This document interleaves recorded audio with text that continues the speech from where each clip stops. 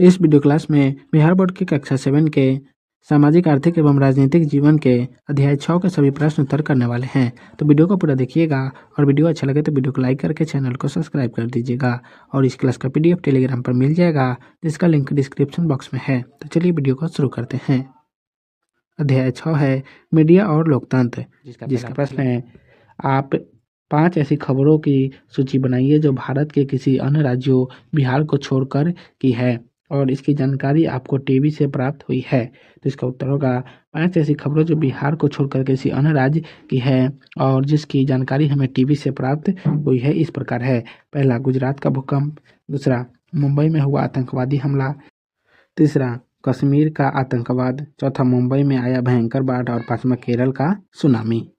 2 number प्रश्न है, ऊपर दिए गए चित्र को देखकर यह बताओ कि मीडिया के तकनीकी में क्या बदलाव आए और इसका क्या प्रभाव पड़ा। तो इसका उत्तर होगा ऊपर दिए गए चित्र को देखकर यह कहा जा सकता है कि मीडिया के तकनीकी में बहुत बदलाव हुए हैं। पहले छपाई का काम हाथों से किया जाता था, जिसमें बहुत ज़्यादा समय में बहुत कम काम हो पाता था। पर आज तकनीक में हुए परिवर्तन की वजह से अब परछाई का काम करने के लिए मशीन उपलब्ध है, जिससे बहुत कम समय में बहुत ज़्यादा काम आसानी से होता है। ये मशीनें कई आदमियों का काम अकेले कर देती है। इसी मशीनों के जाने से कुछ फ़ायदे हैं तो कुछ नुकसान भी हैं। यह मशीन जहां समय की बचत करती है, साथ ही कई लोगों का कार्य अकेले कर देती है, जिससे हमें फ़ायदा है। पर दूसरी ओर इस मशीनों के आ जाने से बेरोजगारी बहुत अधिक बढ़ गई है। बेरोजगारों की संख्या लगातार बढ़ती जा रही है। 3 नंबर प्रश्न है, आपके क्षेत्र में केबल टीवी का प्रयोग कब शुरू हुआ, इसका क्या फर्क पड़ा। तो इसका उत्तर होगा हमारे क्षेत्र में केबल टीवी का प्रयोग बहुत पहले से शुरू हो चुका है। इसका प्रसारण काफ़ी पहले से हमारे क्षेत्र में हो रहा है। केबल टीवी में बहुत सारे चैनल होते हैं, जिसमें से कुछ चैनल पर सिर्फ समाचार दिखाई जाते हैं, कुछ चैनल पर देश विदेश के समाचार तो कुछ पर क्षेत्रीय समाचार दिखाए जाते हैं। इसमें अलग अलग क्षेत्रीय भाषाओं के चैनल भी होते हैं। समाचार के अलग अलग चैनल होने से किसी भी न्यूज़ की विस्तार पूर्वक जानकारी मिलती है। क्षेत्रीय चैनल से अलग अलग भाषा लोग अपनी भाषाओं में टीवी देख सकते हैं। मनोरंजन का साधन बढ़ा, जिससे जो देखना है वे देख सकते हैं। खेल के लिए अलग अलग चैनल है, समाचार के लिए अलग और जंगलों की जानकारी के लिए अलग तथा विभिन्न विषयों के लिए अलग अलग चैनल है। 4 नंबर प्रश्न है, पिछले पन्ने पर दिए गए चित्र में आप किन किन तरह के विरोध करने की तरीके पहचान सकते हैं, इनका मीडिया के साथ क्या संबंध है। तो इसका उत्तर होगा पिछले पन्ने पर दिए गए चित्र में विरोध के रूप में धरना, कैंडल मार्च, भूख हड़ताल, जुलूस आदि को दिखाया गया है। मीडिया के द्वारा इन खबरों को विशेष रूप से कवर किया जाता है।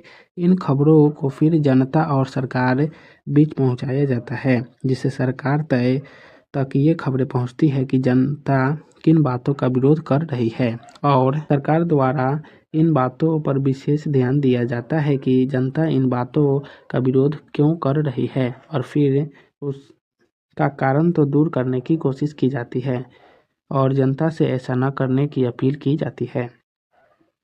5 नंबर प्रश्न है, पटना के समीप गांव में मनरेगा कार्यक्रम के तहत चल रहे काम को मीडिया द्वारा क्या किया गया और इसका क्या प्रभाव पड़ा। तो इसका उत्तर होगा पटना के समीप के एक गांव में मनरेगा कार्यक्रम के तहत मिट्टी कटाई का काम किया जा रहा था और इस कार्य के लिए मजदूरी की जगह बड़ी मशीनों का प्रयोग किया जा रहा था।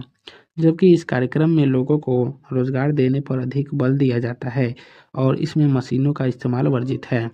इसमें मशीनों की जगह गांव में रहने वाले लोगों को कम से कम 100 दिनों की रोजगार की गारंटी दी गई है, पर यहाँ पर इस नियम की अवहेलना हो रही थी।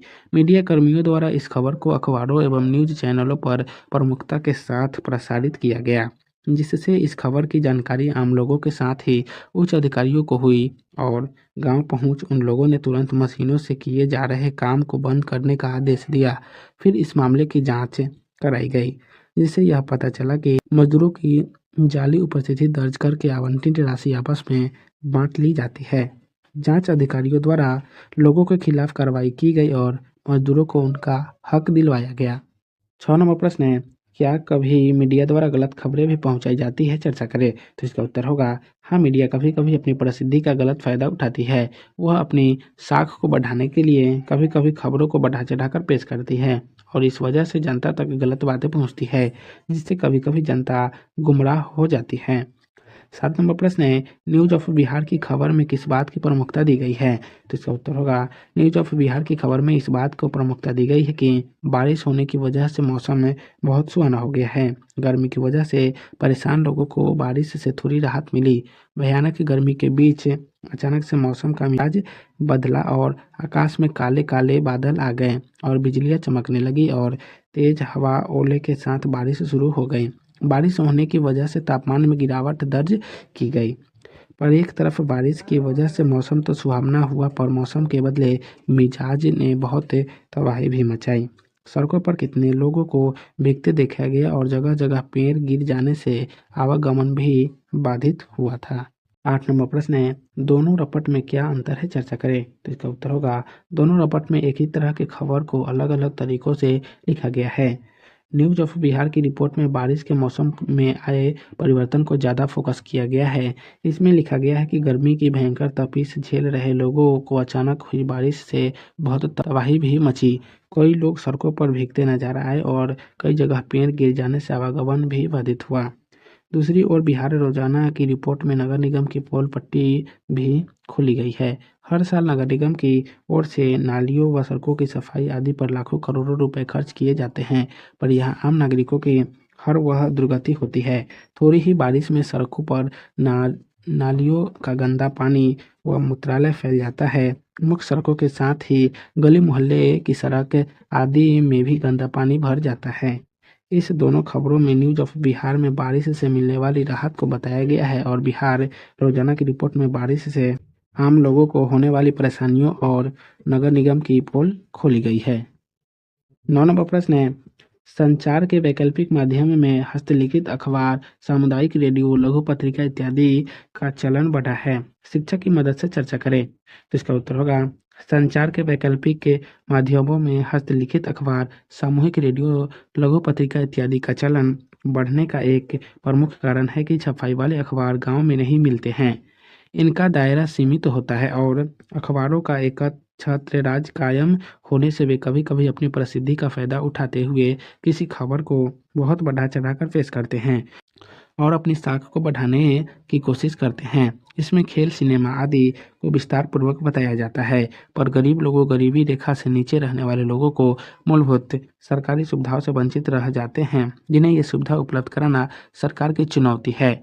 इन सब बातों पर बहुत कम ध्यान दिया जाता है, पर ऊपर लिखित वैकल्पिक माध्यम आसानी से उपलब्ध हो जाते हैं और इससे काफ़ी छोटी छोटी बातों को जानकारी मिलती है।